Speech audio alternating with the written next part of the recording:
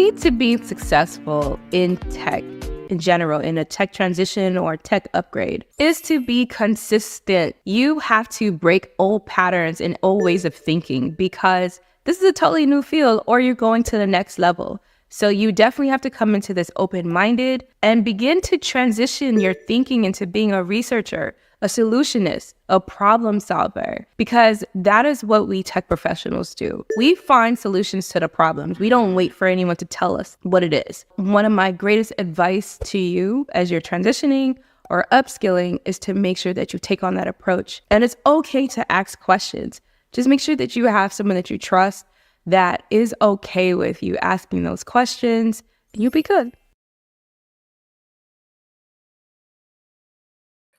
All right. Welcome to Exposing Sierra Leone, your weekly dive into the issues, news, and people shaping Sierra Leone and the diaspora.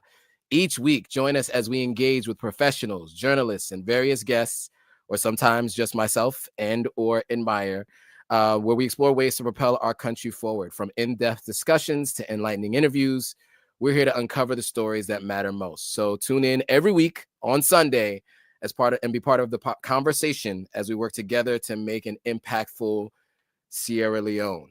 So today we have a special guest. So we have Isshai Kamara, a proven technologist, agile coach, and career strategist. She has over 13 years experience. Isshai's helped professionals from all backgrounds transition into high-paying tech careers, securing over $11 million in job offers. In this interview, she'll share how you can break into the tech industry, no coding or IT experience required. We'll learn how her transformative programs in IT industry with IT industry tools, including IT project management, agile tech, and agile leadership, and how you can earn certifications like Scrum Master and others to help you land roles paying $90 to $150K. So whether you're a career job changer, you're a job seeker, you're a professional looking to level up, this is going to be your chance to talk about and learn from someone who can teach you about recession-proof tech careers. Isshai is also Sierra Leonean, which is why she's on this particular stream. So without further ado, let me bring in Isshai. What's up? Hey, thank you so much for the intro. Of course. That's my AI working for me double time. And sorry guys for all the fumbling. You guys know I have reading comprehension issues, but that does not stop me from reading publicly. All right, so Isshai, so I don't know how we got in touch with each other. I think it was through, you know what it was? It was through Africans in Tech. I think I saw somehow I came across your page, IT industry tools.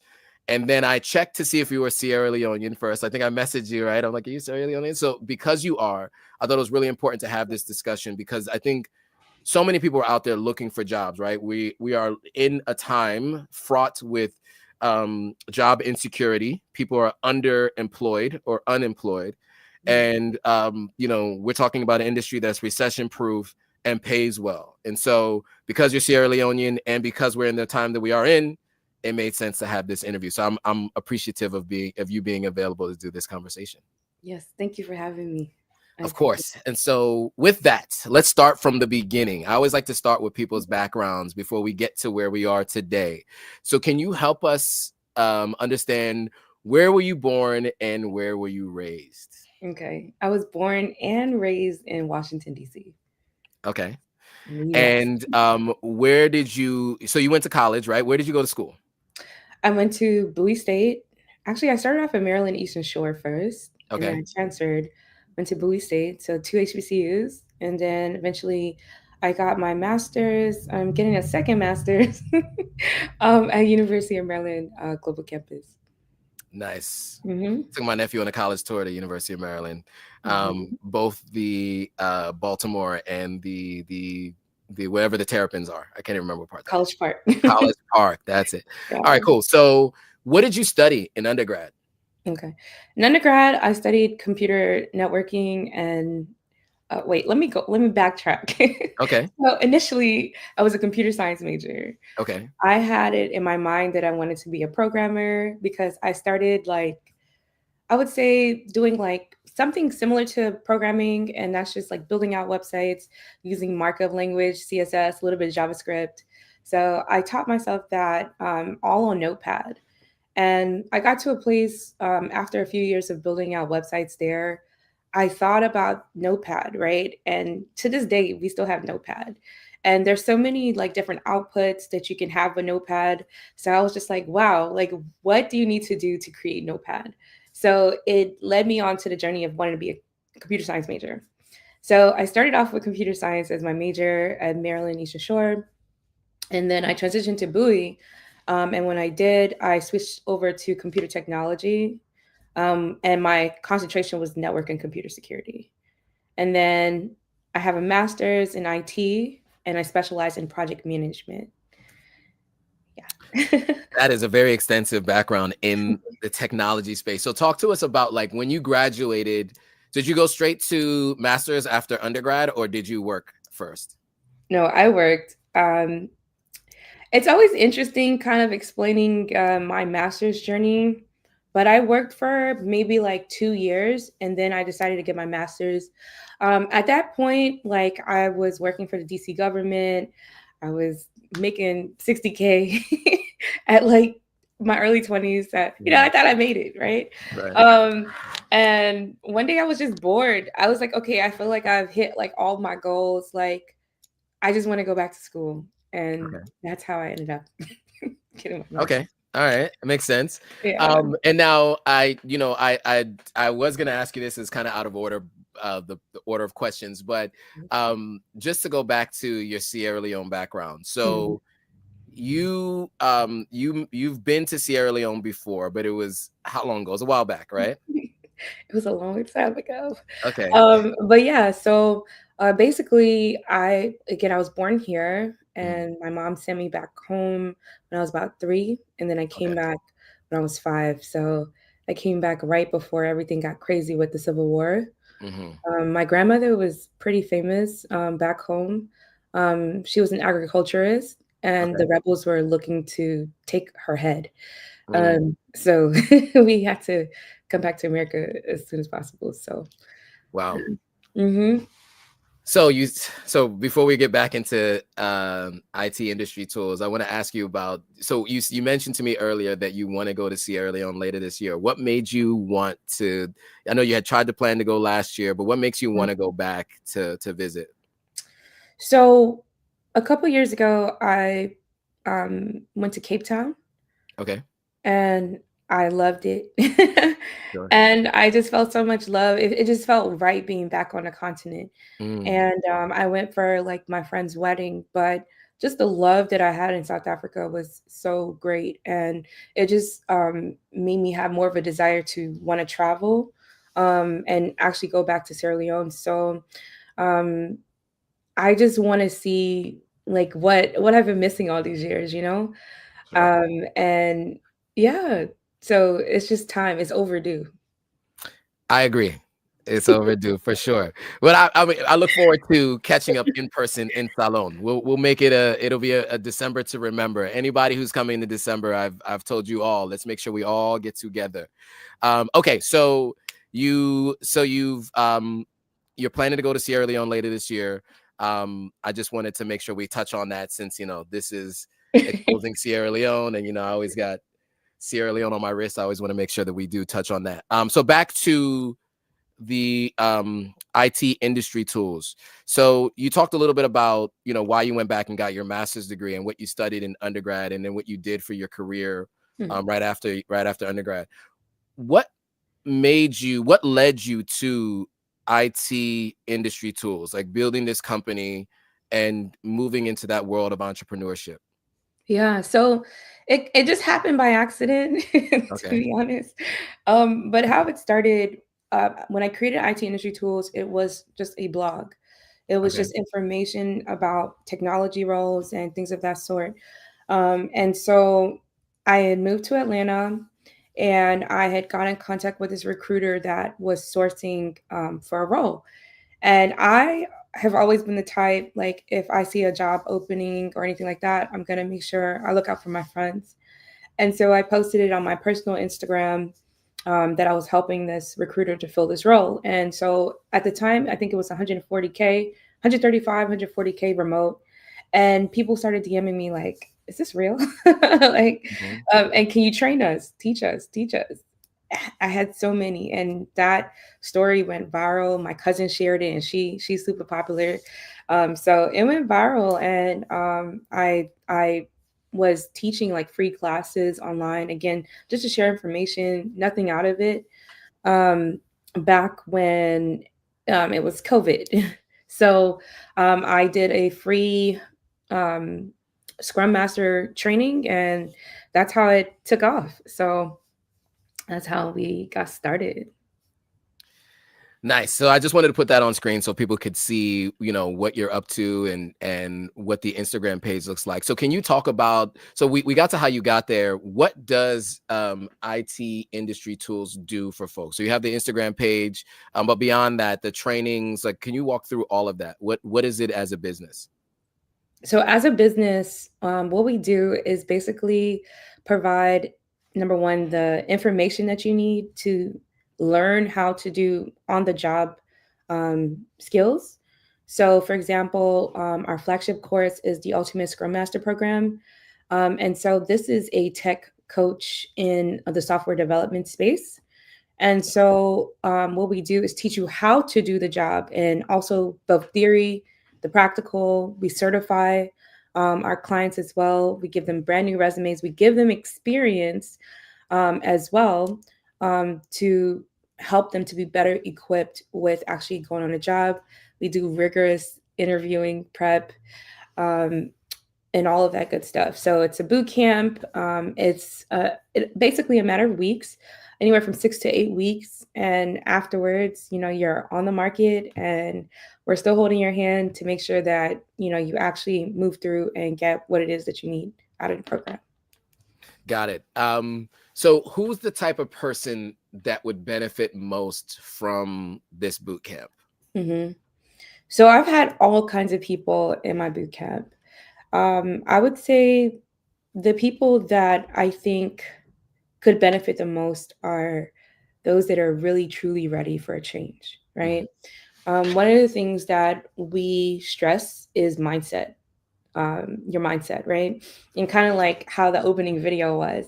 We want to make sure that you're mentally ready for this change, right? Mhm. And so anybody can invest in a boot camp, invest in training, but if you're not mentally prepared to actually follow through with what you're signing up for, it could be challenging for you to like actually yield the results that you're looking for.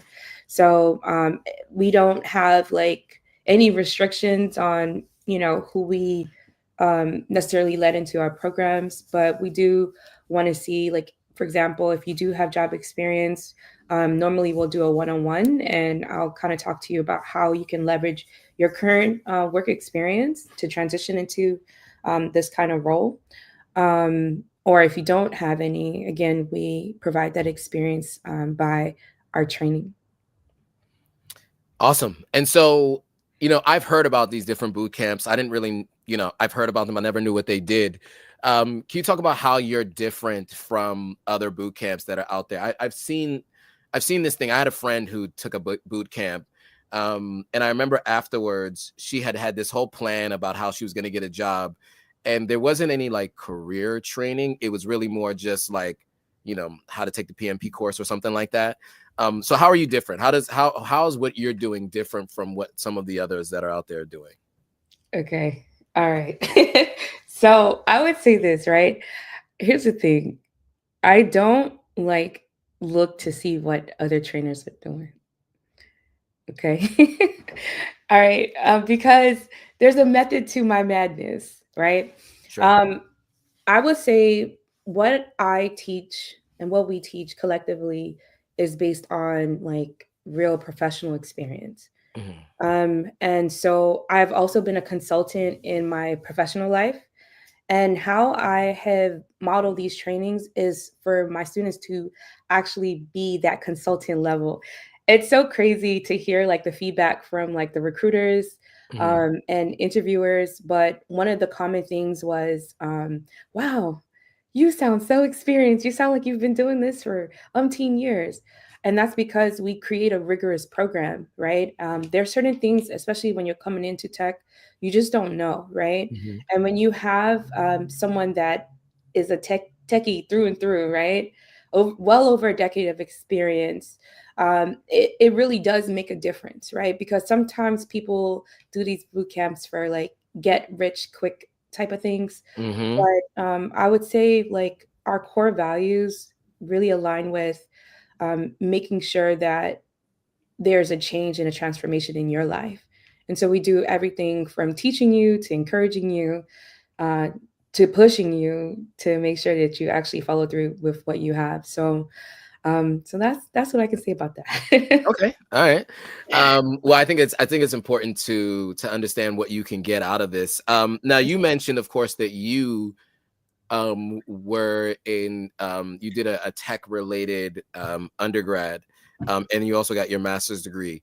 To folks that are out there who might have been like a psychology major or a philosophy major, or myself who was advertising and promotions, is this something that somebody can do to transition careers without even maybe not even having a bachelor's degree? Yeah, the good thing about tech, um, you don't need a degree to be in tech Mm, at all. um, I just went to school because as an African, you have to go to school. of course. Right? Of So, course.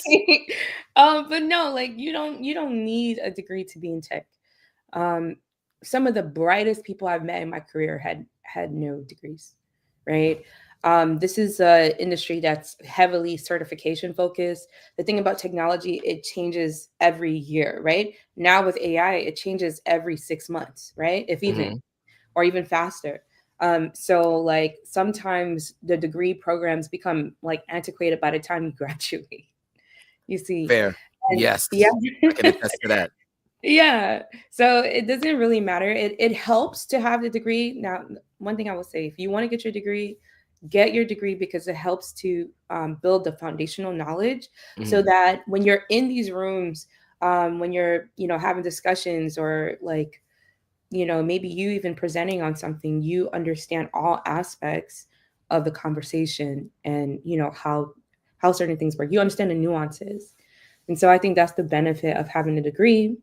But there's also certifications that can supplement what you can learn in a degree program. For example, Mm. like let me talk about my like undergrad degree, right? So my undergrad again is computer technology, but it's focused in network and computer security. How Okay. they built out our curriculum was based on all of the CompTIA certifications, CompTIA A plus, Network plus, Security plus, Okay. and yeah, so like I could have just got those. Right. You didn't have to spend 4 years.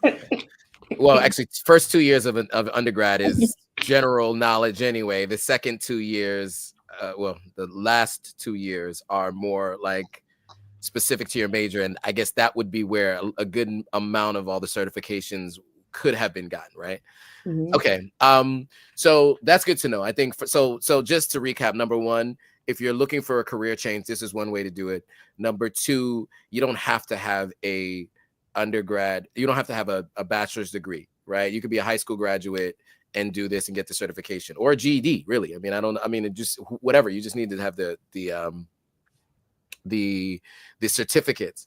Shout out to Pro Woman. She was asking if this is live or pre-recorded. This is live. We're live. Yo, Charlamagne, are we live? So okay, so you mentioned, so we talked a little bit about how you got here, what it is that you offer to people in terms of the training, how you're a little bit different, or at least what you do that's unique. Um, let's talk a little bit about how people can take the boot camp. So I know that last year you had posted something about a Scrum Master camp that was coming up last year. Do you have any upcoming courses or boot camps that people can get into so that they can start the process? Yeah. So we're actually gonna post our spring classes, this week. So Okay. follow us on IT Industry Tools on YouTube. Well, YouTube, everything. We're on everything. TikTok, Instagram. and we're going to be posting the new dates shortly. So we're going to have new boot camps and different roles that you can go into too. So I'm really excited about that. Okay, So cool. we will have classes launch next month in April. In April, great. And so let's talk a little bit about the income that people can expect. So we talked a lot about this before, right? You mentioned that when you got out of undergrad, you were working for the government making $60K. And at that time, that felt like a lot, especially at like 22 years old. It does feel like a lot. Yeah. And considering the ongoing insecurity in the job marketplace, and the average income being $39,000 a year in the United States, that is, significantly more. So, but now with what we're talking about here, some of these certificate courses, you've mentioned that there's a range that people can expect to potentially make, depending on where they go to work. So let's start with how much people can expect to make after getting some of these kinds of certifications. And then I'll have some other questions for you, at least in terms of where they can work. But like, how much do you think people can expect to make with some of these certifications? So I'll start with the PMP, right? So the PMP is a project management certification. Yep. That's issued by the PMI organization, Project Management Institute. Okay. And the average project manager in the US makes about 105 to 110 a year. And if you get the certification, like the floodgates of jobs just open up. Right. And it bleeds into so many different roles. The great thing about this certification, you do not need to be in tech to have this degree. I mean, the certification. And it actually, it at some point was holding the same weight of a degree, right? Okay. Because it used to be like one of the most difficult certifications to have in the world. So I would recommend that certification. There are some prerequisites to getting it, and it's all found on the PMI website. So that would be a really good one. I got mine when I was like 26, so some time ago. Okay. But It's 2 years ago, right? yeah, just 2 years. But I got it like around that time, and so the reason I said that is because like 26, I don't really have that much experience, right? And so my instructor basically like highlighted ways I could account for my experience, like doing like other things that I may have like actually led projects in. And so we defined what that project was and put that in an application. And so I was able to get my PMP that way. So let's say you get a Scrum Master certification. The average Scrum Master in the United States makes anywhere from 95 to about 120,000 a year. And because the certification is so popular, you can get it in 2 days. It is a little bit difficult to land a role just with the certificate. Okay. Now with the PMP, it's easier to land a role just with that certificate. But with the Scrum Master certifications, you need a little bit more. And that's what we help with in our boot camp is that competitive edge, because so many people do have these certifications, how to be able to stand out in a market that is saturated like that. So I would say that my students, again, no technical background, about like 90% of my students have a tech background. But the least I've ever seen anyone make was about 90K. And then the most was about 200,000. You guys hear that? Looking for a career change, this is the way to go. Okay, so I think that's always interesting, right? To hear how much you can make with these kinds of certifications. There was an Instagram page that I don't follow them. Sorry, it was a YouTube channel. I don't subscribe to them, but it would show up in my feed every once in a while. They'd ask people, what do you do for a living and how much you make, right? And to hear all these folks that work in tech say, 200,000, $500,000, $250,000 a year, and they just throw it out there like it's nothing. I'm like, okay, so obviously tech careers, in tech sales can make that, pretty good money. And also it's good to know that the more technical folks who don't want to be in front of people, the back end of, and really what structurally makes everything work, they're the folks who can also get paid really well too, which I think is really, really important. Now, what are the kind of companies that people can apply to get jobs at? Like, not just like names of companies, but like what industries, where are these jobs even located where people can get paid 90 to 200K, as you mentioned, for these specific certifications? Yeah. So you can find them in every industry, right? There is a former client of mine that works for Clorox. You Okay. wouldn't think like Clorox has technical roles, right? Or Wait, can let's we talk see. about that though? Help Yeah. us. So what do they do at Clorox, right? Because I know Yeah. Clorox as like bleach, etc., bathroom cleaning. Exactly. So how would they have how did they get, what do they do at Clorox? I didn't ask him about his project now. Okay. But He's working on a project. he's working on a project. And so the thing is companies need software for multiple reasons, right? Sure. It could be internal software. It could be software that you'll put out on the market. Maybe if we go on the App Store, I bet Clorox might have an app, right? Right. And Right. so if they have an app, that Scrum Master is likely working with those developers for that app, right? You can find jobs, of course, in Silicon Valley, but in any industry, fintech, government, healthcare, there's technology roles, all kinds of technology roles in every single industry, even oil and gas. Mm. Mhm. That's helpful. Yeah.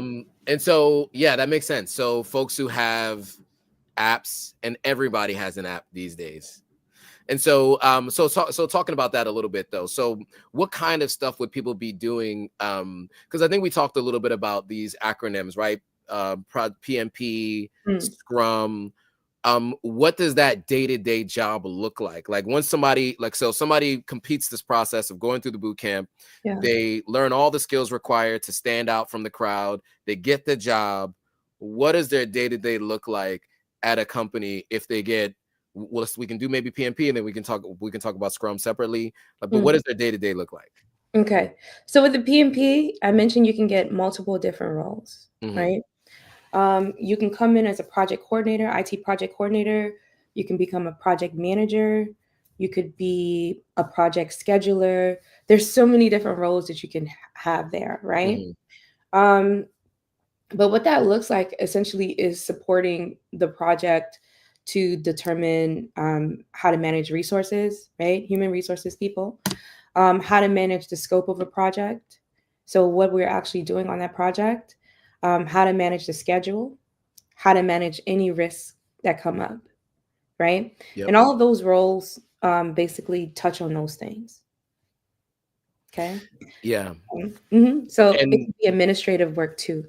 okay, so it can be administrative. It can also be tech, right? So, so what I've seen sometimes is like, and for those who aren't as technical, a lot of times when there is something that's about to be released, you have a sprint, sometimes 2 weeks, sometimes longer before the new release of something. So for example, you guys ever get those updates from an app, right? And you have to download the updates. There was a sprint that led to having that update that needs to be downloaded by you. What we're expressing here, right, is that's what that person is helping to do, is to get that sprint scheduled before to that release, right? Is that right? Am I Yeah. describing And that so correctly? what a sprint is a time frame of work, a time frame in which work occurs, right? And so generally it'd be 2 weeks. And again, we talked about like how certain things could become obsolete, right? Yep. And so that's why a lot of these companies are always updating to either fix bugs or release new features on their app. And yeah, so that's what we help with.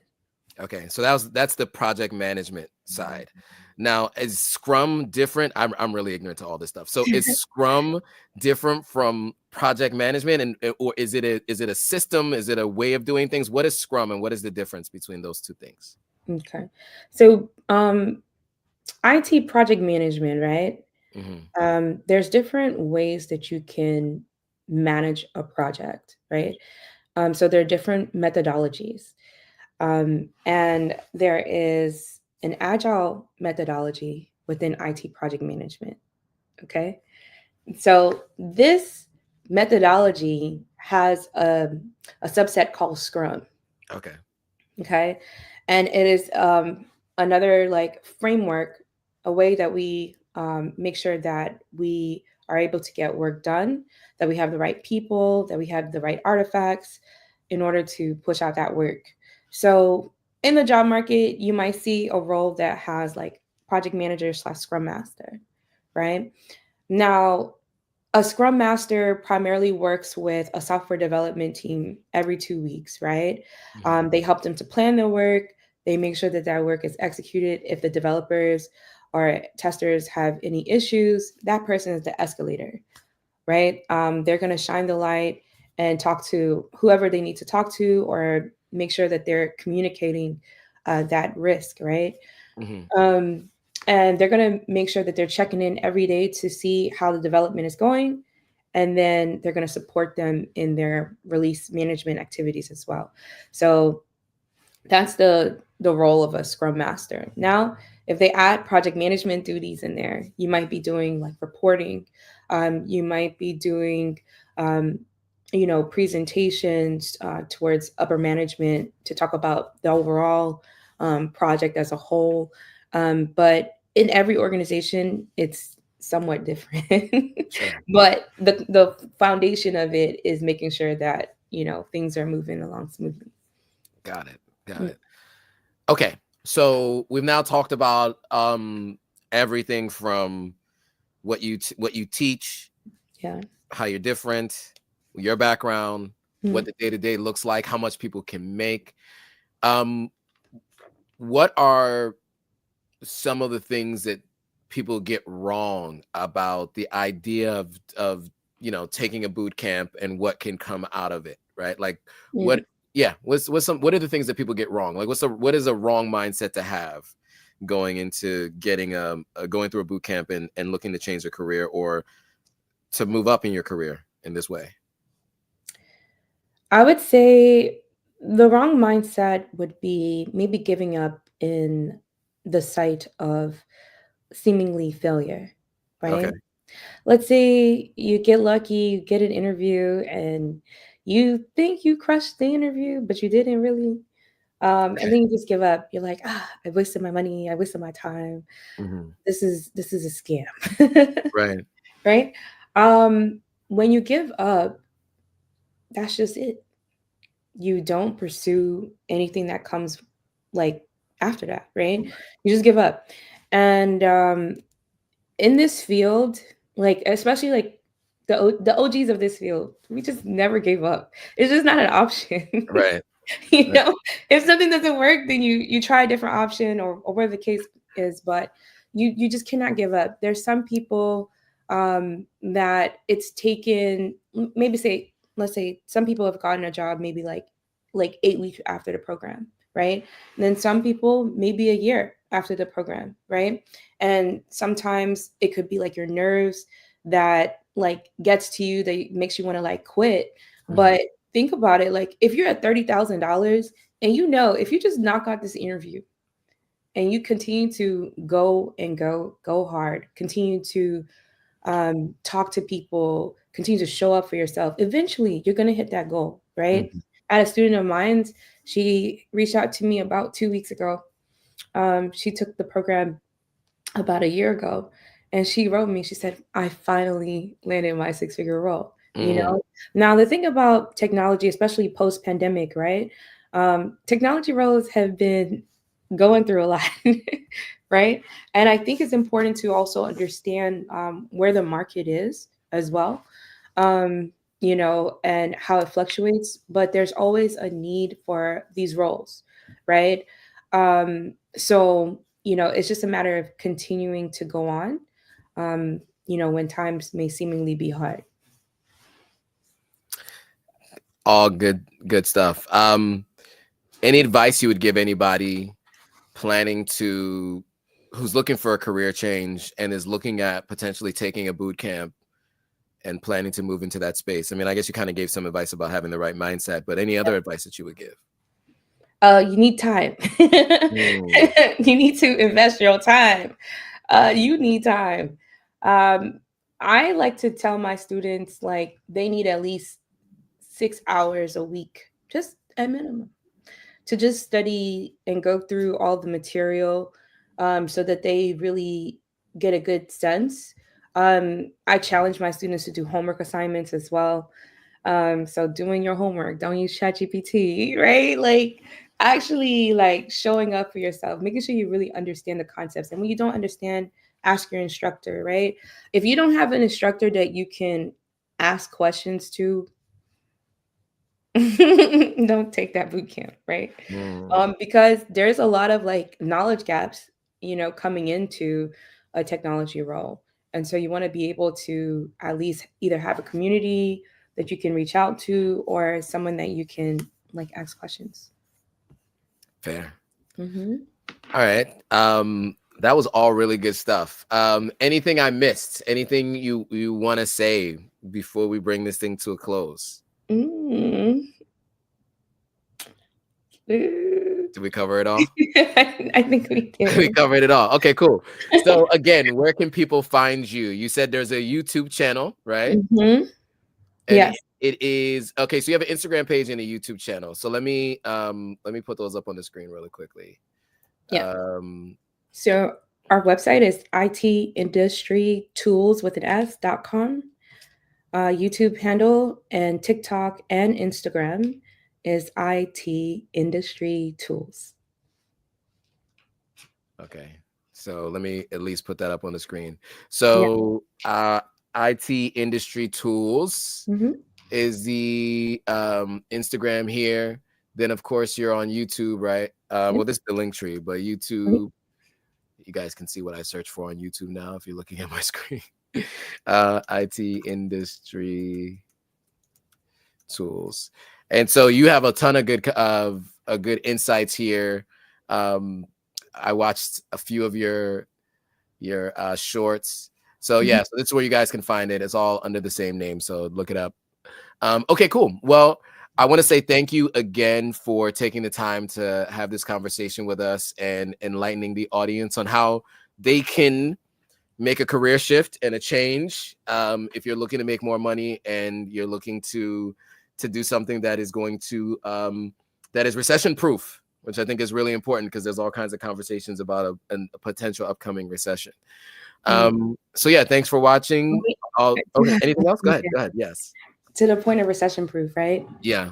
One of the things that I kind of want to highlight, right, is working on mission-critical projects. No matter what kind of role you get into tech, right? It's important to go where that product is essential or that service is essential. That's how you get to really get that recession-proof,